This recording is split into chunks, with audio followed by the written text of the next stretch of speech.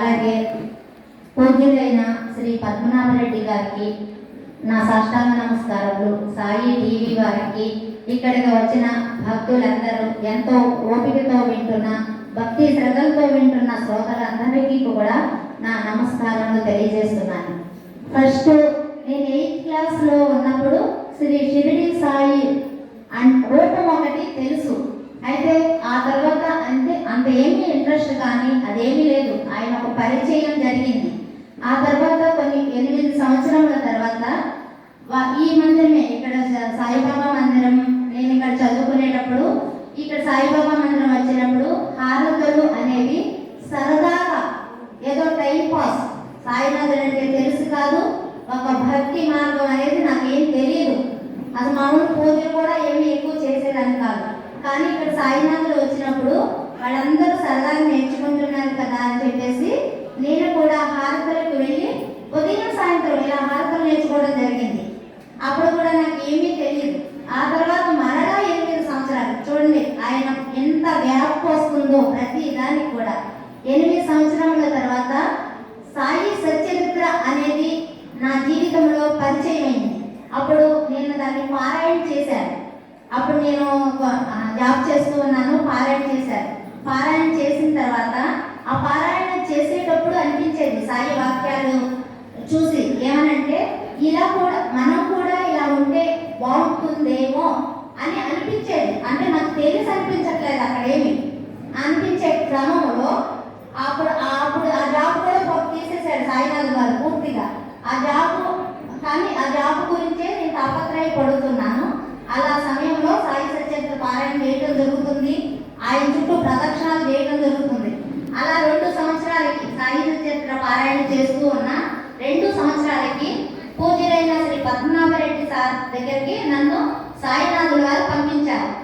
ఏదో ఒక మిష ద్వారా అన్నట్లు ఆయన అక్కడ నన్ను పంపించారు. ఏ మిష అంటే ఉద్యోగం అనే మిష.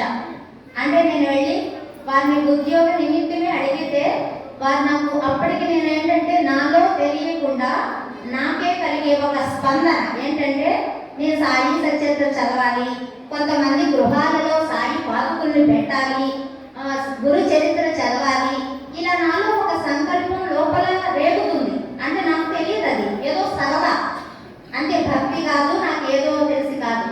అలా ఉన్న క్రమంలో 2 సంవత్సరాలకి వారి దగ్గరికి తీసుకువెళ్ళారు సాయినాథ్ గారు. అప్పుడు వారు గురువు గురించి, శ్రీ సాయి సచ్చరిత్ర గురించి చెప్తున్నారు.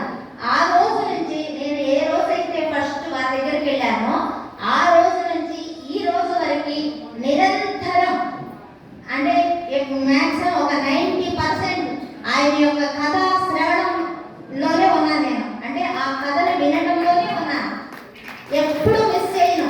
ఒకవేళ మిస్ అయినా కూడా రికార్డ్స్ ఉంటాయి మాకు. ఆ రికార్డులు పెట్టుకొని మళ్ళీ వినేదాన్ని, ఏ పాయింట్ మిస్ అవుతున్నానా నేనని.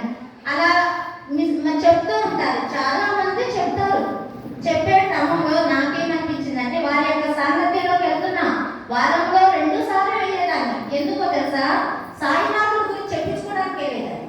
అంటే నాకు ఇష్టమని అంతేం కాదు, కానీ అది నాకు తెలియకుండా నాకు సాయినాథుడు గారు వారి దగ్గర తీసుకెళ్తున్నారు. ఆ చెప్పేటప్పుడు వారు అలా చెప్తూ ఉన్న క్రమంలో ఈ వాక్యం మీరు చెప్పారు కదా, మీరు ఎలా చేస్తారు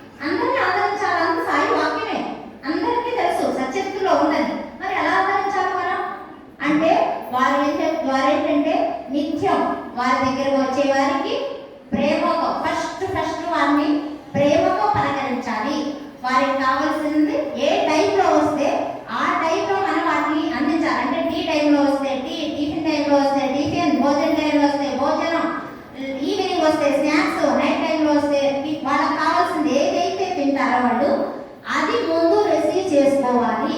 ఇది ఒక్కటే ఫస్ట్ నాకు చెప్పింది. వాళ్ళు ఆ టైం ప్రకారం వాళ్ళని మనం రిసీవ్ చేసుకొని కొంచెం మన వాళ్ళకు పెట్టాలి. అది నాకు చెప్పడం కాదు, వాళ్ళు చేసేవారు. నిరంతరం వాళ్ళు ఇది చేస్తూ ఉన్న క్రమంలో నేను చూసి అలా నేర్చుకోవడానికి ఫాలో అవుతూ ఉన్నాను. అంటే పూర్తిగా వచ్చిందనేది ఏది చెప్పలేము, ఎందుకంటే మనమే సర్టిఫై చేసుకోలేము, సాయినాథులు చేయాలి కాబట్టి.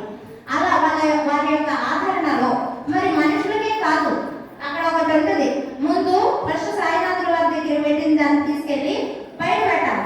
బయట పెట్టినప్పుడు కొన్ని జీవులు తింటాయి కదా, మరి సాయినాథులు అదే కదా అన్ని జీవులను ఆదరించమంటే. అట్లా వారు ఫస్ట్ అది పెట్టిన తర్వాతే వారు తినడం కానీ ఏదైనా చేస్తారు. అది కూడా అంతే, మాకు కూడా అలాగే వచ్చేసింది. అంటే మనమే అంటాం కదా, 4 సంవత్సరాల సహవాసం చేస్తే మీరు వారు అవుతారని.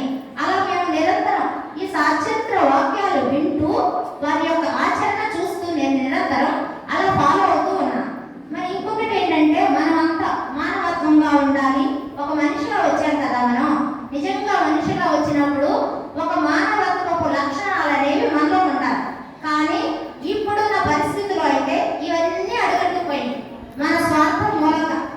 ఎందుకంటే మన వాళ్ళు, నా కోసం నేను ఎంతైనా చేస్తా, అవతల్ని కొట్టడమైనా